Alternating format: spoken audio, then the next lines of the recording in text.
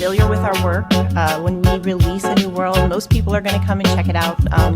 We're pretty trusted to try something new and innovative with every work that every piece of. I mean, that's pretty much what we built our business on. Is, like I said, I want to surprise people, and they know when they come in, they're going to feel surprised, they're going to feel delighted. We try to put a lot of feeling into what we do. So because of that, I've gotten a lot of other opportunities with businesses and consulting, and I'm currently building a new version of the Soapstone Comedy Club with my team. Awesome. Thanks. Which is going to be releasing in a few months. And we're just always looking for new opportunities, within the space, and new ones arrive every day. Yeah. So your guys' unique value is like the brand in which when users come to your world, they know that they're going to experience something they've almost never experienced before, right? That's the brand that you guys push to people. Yeah, it's amazing. Okay, Pedro, let's come back to you. When you think about Gen AI, how do you currently use Gen AI, and what are your hopes for Gen AI in the future when it comes to building amazing games? So our team uses it a lot for quick prototyping, generating assets, and mainly for Horizon we've been toying a lot with audio, dialogue and sound effects.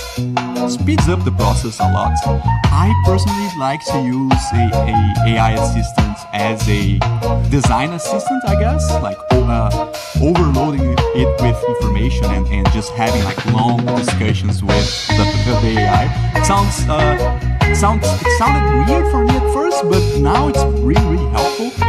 Just having someone that knows the design from the inside out and just spitting out ideas and brainstorming, and even working on documentation from time to time. As for the future, I love the asset generation. We're definitely gonna use that a lot, and I don't know, it may take a while, but I'd love to see like real-time asset generation inside the game, like allowing users to generate assets for specific games. I think we're a little bit far off from that, but it's gonna be super cool. Yeah, maybe a couple improvements in CPU and GPU and you can get that. I do resonate with your first response, though. I feel like the way we probably think is very complex, right? And when you try to put this down in a simple way, it's very difficult, and AI can help you go from complex to simple and kind of give it that input that you need to help then give you information back. Yes, it's interesting because it's almost like talking to a human being, but the thing is, they don't forget anything you say.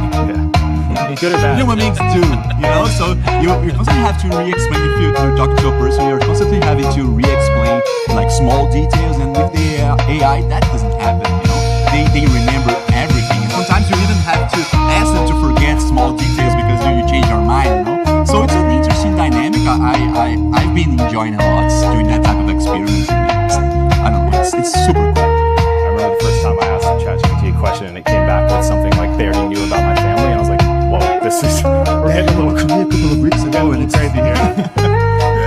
Awesome. Jessica, over to you. How do you use AI? I actually, because I'm the creative, I do a lot of the same thing, feeding ideas in, getting feedback. My daughter will add her ideas and he will add his ideas, so it just becomes like this melting pot of everyone's ideas, and then what else can AI add to it? We've been using audio AI Gen a lot.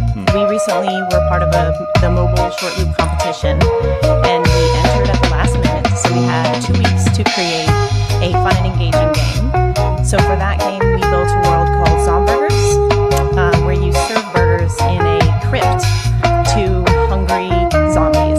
And one way we were able to develop it so quickly was we created the dialogue, the witty dialogue. When you serve the wrong burgers or you serve the right burgers, it's very entertaining. We did that all using Gen AI audio. Interesting. It reminds me of a burger place in Vegas where they just insult people the entire time. There's a little bit of that. A little bit. It's funny how much people really enjoy being insulted when they know it's for fun. Yeah,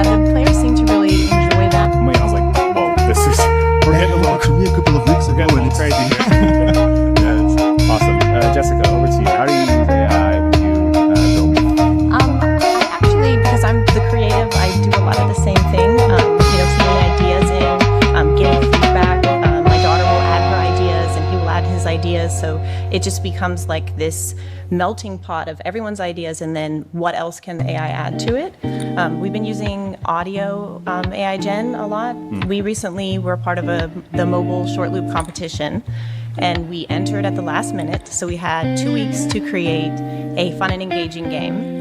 So for that game, we built a world called Zomburgers, where you serve burgers in a crypt to hungry zombies. And one way we were able to develop it so quickly was we created the dialogue, the witty dialogue, when you serve the wrong burgers or you serve the right burgers. It's very entertaining. We did that all using Gen AI audio. Interesting. It reminds me of a burger place in Vegas where they just insult people the entire time. There's a little bit of that. A little bit. It's funny how much people really enjoy being insulted when they know it's for fun. Yeah, the players seem to really enjoy that, and there's 3 different levels. So depending on how spicy you want it to be, they'll say nice things or they insult crank the you. spiciness up. But I think Matt enjoyed it. We ended up getting second place in the short loop competition with our entry. Amazing. Yeah, congrats.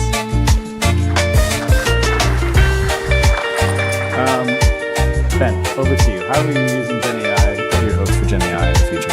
Yeah, so we mostly use it in very early ideation, a lot of like concepting. Like I said, we do a lot more on the technical consulting role, but when we do studio work, we are a small shop, so it's really helpful for if I have something I'm trying to communicate to my artist. It's a lot easier for me to go generate an image of like, hey, this is what's in my head. Because she's a much more visual person, and so that can be incredibly helpful. We are starting to use the audio, the Gen AI audio in the desktop editor, and it's quite good. Surprisingly, there's a lot of AI tools out there where I've looked at it and on like sort of closer examination, it's like, yeah, this isn't really something we can use for final products, but we've been very impressed with the Sound AI. And as someone who has, chugged a couple Red Bulls and got into headset and tried to make something in 6 hours, and kind of done it, right? Like built a prototype. I'm just so excited to be able to like speak worlds into existence. I mean, that just, it makes me as excited as I was the first time I put on a headset and I got, a piece of audio to work when you ran through a trigger. I mean, that moment of creation is just so magical. Mm-hmm. Yeah. I'm seeing the theme between all your 3 answers. Like, there's really 2 things, right? There's how you accelerate. How do you accelerate from 0 to something, which I think we've talked a lot about today. But then also, how do you enhance, right? Like, how do you enhance your existing workflows? How can you go from having no audio to audio very quickly? It seems like that's the general theme. And then how do you think about like right now when you use Gen AI, how do you think about hand-created assets as a differentiation versus Gen AI created assets, and what is your expectations there moving forward? Liberty Mutual customizes. Wait, am I in one of those Liberty Mutual commercials where they stand in front of the Statue of Liberty and talk about how Liberty Mutual... If talking about assets specifically, like meshes, my impression, and I haven't had an opportunity to use the new mesh generation tools in Desktop Editor yet. My impression is that mesh generation is a really good tool to get started, but it still needs editing, right? Your artists you still need an artist who knows what they're doing to optimize it. For really simple things, throwing that texture on there, like the coins we saw. That's a perfect example of getting rid of the busy work for artists, so they can focus on more, complex, more complex meshes and textures and all that good stuff. It's a tool like anything else, but it's never going to replace. It's never going to replace the artist, or at least it's not going to replace the artist for the next year or 2. Yeah. Seems like we're changing really quickly with when those things are. Awesome. So when you guys think about your worlds and how you go from a V1 to something that users enjoy playing, what are some of your tips in actually refining the world, and how do you go from your V1 to the best build, test, iterate loop to get to the V5 that users actually start enjoying? Jessica, let's start with you. I think for my team, one thing is we consider optimization from day one. Okay. We want to create these really big experiences with a lot of details. So we have to think from day one, how are we going to make that that happen, within the constraints of the headset specifically. So when we bring something in, my daughter ruthlessly optimizes her 3D models. That's her claim to fame. So really, if you think about it from day one, that you're going to have to, reduce draw calls and make sure that your vertices are a decent number, so you're not over dreaming, what is possible on the headset. I think that's something that's very important to our company.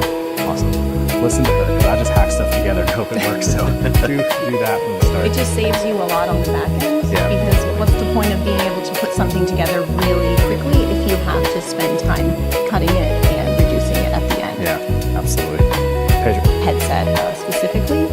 So when we bring something in, my daughter ruthlessly optimizes her 3D models. That's her claim to fame. So really, if you think about it from day one, that you're going to have to reduce draw calls and make sure that your vertices are a decent number, so you're not over dreaming what is possible on the headset. I think that's something that's very important to our company.